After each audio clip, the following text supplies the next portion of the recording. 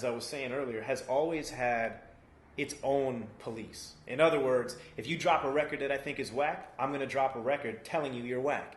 It's called battle rap. You know what I'm saying? We grew up on that, man. Like the Juice Crew versus BDP or LL Cool J versus Cool Mo D. Like there's battle raps that go back decades and decades of hip-hop coming out and saying, make better hip-hop. And I love that about the culture. Battle rap, I can't test me. That's how I started. I was battling. I was telling other rappers they weren't as good as me. So standing for what you believe in and like, you know, claiming MC superiority, great part of the culture. But I think there's a new era that doesn't care about that so much. It's not about spitting bars. And it's a business. And it sometimes it's people get into it for different reasons. I can tell you that I got into it originally because I just wanted to be this dope MC. At 13 years old, like you said this earlier, I didn't have necessarily this aspiration of becoming rich and famous off this because I hadn't seen a real MC become rich and famous yet. What I was seeing was artists making dope music, artists in my city making dope music, and me feeling a confidence that I could do the same. You wanted to be a part of it. I wanted to be a part of it, and I wanted to be the best. And that's why I'm thankful that for the most part, anyone who does know about Danny O or who has listened to me or grown up listening or paid attention to my career, they'll put me in that category of lyricist, real MC, battle rap, you know, and I'm okay with that. So now when an artist comes out... You're what we call a purist.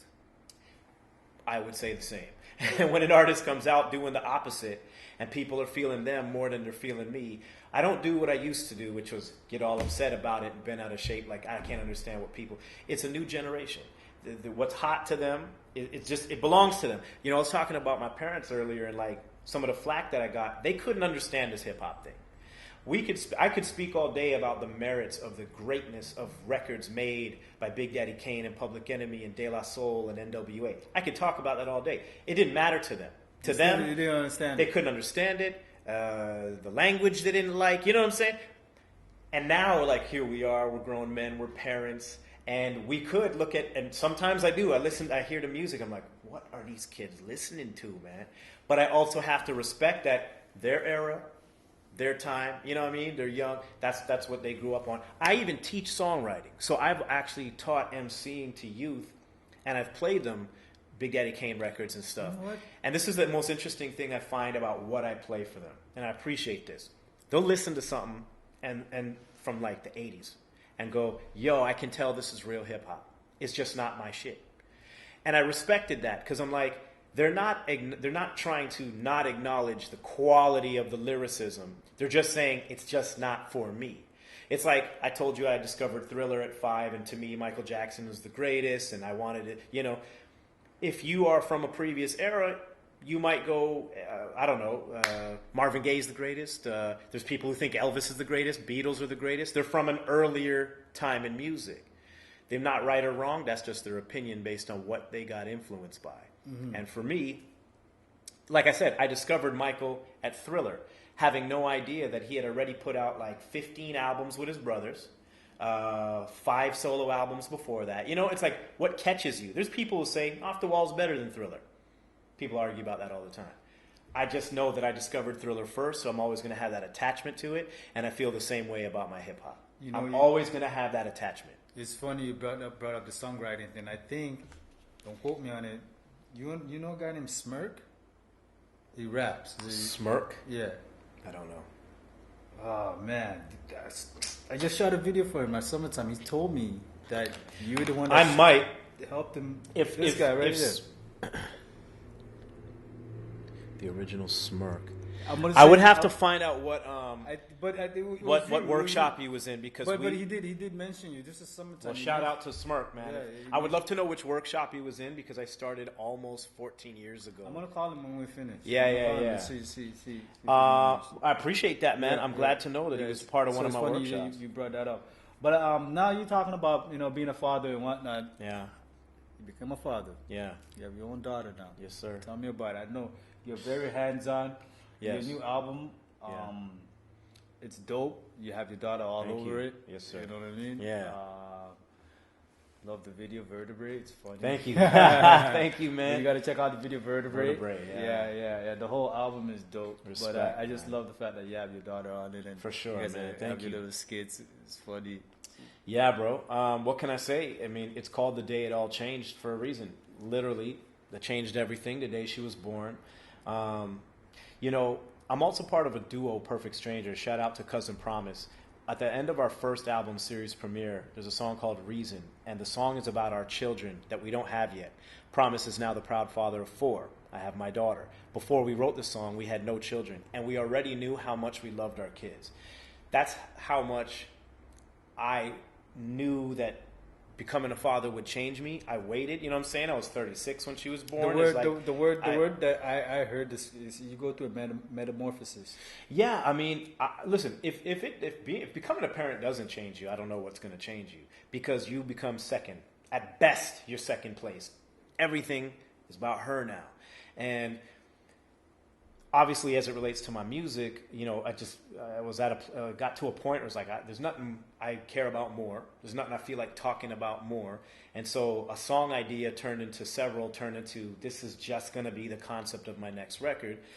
Shout out to my man Black Cat from Monolith, who, when I was having a conversation about our music, he gave me some encouragement in terms of like sticking to a theme, because the idea of, and I love this idea of making every album stand on its own. Like, you cannot pluck like a movie. Totally. Yeah. Every movie should. I love absolutely. that idea. I don't understand why artists don't do that more often. They where absolutely should. You go into your album and just play a character or whatever. Yeah. Just say, yo, this is like Make Sticky it, Fingers when he did the Black Trash concept album. Oh my God, I love that. It should have its own sound. It should have its own story. It's like a movie from the beginning to the end. Yes. Yeah. You cannot pluck a song off this album and put it on another one of my albums. It won't fit. Yeah. The sound, the concepts, the vibe. And obviously there was nothing more important for me than to talk about this. So, 10 songs with 10 different topics, all related to the theme of fatherhood and my little girl. Vertebrae, of course, being this idea that 10 years from now, when she's a teenager, I gotta watch these boys. So, there's comedic approaches to this stuff, and then there's some other shit that's, I've never been more proud of a record in my life, man. Give me one word that would capture the essence of you being a father. What was the one word? One word? Devotion? Yes. I wanted to say love first, but that's a little broad. Yeah. Because you say love, duh. It's love, of course, but devotion. I'm so devoted to her, man. And a lot of stuff that you don't hear on the album is the fact that I did not have an easy time with the relationship with her mom. So we're not together, and it wasn't easy. How's the co-parenting? Is it good? It's difficult. We do co-parent. I'm gonna put it to you like that. We do co-parent. It's joint custody. It's a split down the middle situation. But it didn't come without struggle to get there. So this is not to say that. What do you have to say for men in general, especially young men who might be facing this uphill battle of seeing their child? Yeah, because that's what I like. It is an uphill battle for me. Sure. I was incarcerated, so obviously, but still, being child when you're being abandoned, like being left out of your child's life, it's not nice. Regardless of what position you know what I mean. So you're in. Well, man, like, what advice? Like, what did you learn? What worked for you? Well, first of all, my advice, and I guess it's based on what worked for me, is be devoted. There are going to be barriers, and in many cases, it's the other parent. Barriers to you raising your child, being in your child's life as often as you'd like, as much as you deserve, as much as the child deserves, and don't give up, man. I know fathers out there who have full custody. I know fathers out there who, they do everything for their children. I mean, and then of course you have the opposite, and the deadbeats also catch my ire on my album. And the reason that I did the deadbeat diss track is because those are the type of people who make it harder for real fathers. The court system is not friendly to men. the family law court system. And so unfortunately, fathers really get the shit end of the stick when they don't deserve it. I'm going to be real with you. This is for a reason, because men have been kind of being like abandoning their roles. That's the point. That's the point. Is there's bad a point, fathers make it hard for There's a good point fathers. a man would literally leave his family and just go down the street or go to the other side of town and start a new life. Because you know, it was like that back then. You could get away with doing stuff That's like that. why my advice to any real father who wants to be a part of his child's life and may not be getting that ability because of the conflict with the mother, you cannot give up. You have to be devoted, and you have to be there. My overall point on the deadbeat diss track was to be there. Your child has no idea what you pay in support, or don't pay in support for that matter. They don't have any idea. They don't know anything other than whether or not you are present in their lives. It's all about being